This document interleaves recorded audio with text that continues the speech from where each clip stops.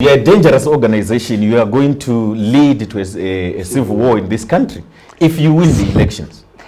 Look, I was not even supposed to laugh because he make very dangerous submissions himself. Very unfortunate, but they reflect, as I've said, the position of ZANU-PF. And I think that he speaks clearly what is in the mind and heart of the state president, who is a member of ZANU-PF. And I think that there will be no problem if we equate in the future discourse in the politics of this country the submissions by him as reflections and beliefs by ZANU-PF. Number one, and I hope you allow me to state facts as they are. He talks about a possible war in this country.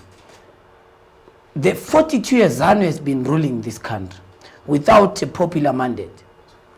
The question will be that Zimbabwean citizens must be able to know. Let's not talk about what he assumes is going to happen when a CCC government is to take off. Let's talk about what has happened when ZANU-PF has been in government. Thousands of Zimbabweans were killed in Matebeleland in a program supported by government, a political agenda by ZANU to create a one-party state. What went down to history as Kukurahundi. Thousands of Zimbabwean people were massacred, brutally killed by ZANU-PF. This is what happened under the watch of ZANU-PF. Number two, thousands of people who belonged to opposition against ZANU, to ZAPU, were killed and massacred, jailed and tortured by ZANU-PF government. You know of Operation Murambatsina. You know how many people were displaced, killed by ZANU-PF government. You know what happened in 2000.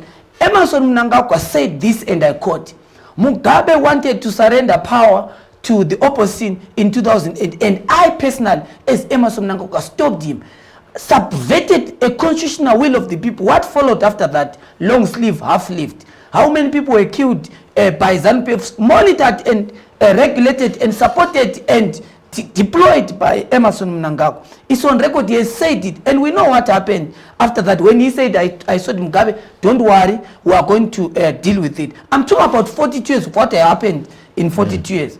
And I want to remind you again of what happened under ZANU-PF government. People were killed in cold blood in 2008 for differing politically with ZANU-PF. You know what happened even to their own political allies in ZANU-PF. He talks about the military coup that they led. They displaced their own members, fired bullets on their houses of their own members in ZANU-PF because of the agenda of political power. He talks about retention. I want to talk about this as the second fact. He talks about investment imperialism. What he doesn't know, that while he's here in front of cameras talking about an anti-imperial agenda, ZANU-PF under Mthuli Ncube is pursuing a private sector-led economy. Is that not ideologically informed by the West? ZANU-PF's open for business agenda is knocking, and I want to quote Mthuli Ncube and Patrick Chinamasa in his days in the Ministry of Finance. He says, if the Bretton Woods institution don't open a door for us, we will keep on knocking, but they are only saviors. What does the Bretton Woods institution represent? They represent the West. They represent white monopoly capital. The agenda that he's talking about of the liberation struggle, and it's very unfair because he himself belongs to the liberation generation, and he knows this as a matter of fact, that most of veterans in this country suffer because of ZANU-PF. Why? ZANU wants to monopolize the liberation agenda. But two things which were critical on the agenda of the liberation struggle, which ZANU has bastardized: the sacrosanctity of the vote. Number two, the land question. We went to the liberation struggle, and by the way, ZANU doesn't have monopoly over the liberation struggle because our own parents fought for the liberation struggle. Do you think that if I was there with my level of political consciousness, if I was there in the liberation struggle, do you think I would have joined the Victoria forces that led this country to independence? Definitely not. But I was not born, and it can't be monopolized to me that I was not part and parcel of the liberation struggle because I was not there. But what I can tell you is that while this is talking about the imperial agenda, while this is talking about the land question, ZANU under Emerson Mnangagwa is giving land back to white people. The reality of the fact which he must be talking about to the people of Zimbabwe is that Zimbabweans, ZANU yakudzosera minda kuvarungu. What they are doing, and allow me to just finish this because it's a very important issue. ZANU in this present moment in time, they are passing land to white people in Chirets, they're passing the land in Manika land. Wherever, go everywhere, you see this land is being passed out to white people, whether they are from the west or the east. They're being given land in this country. Black people don't have land.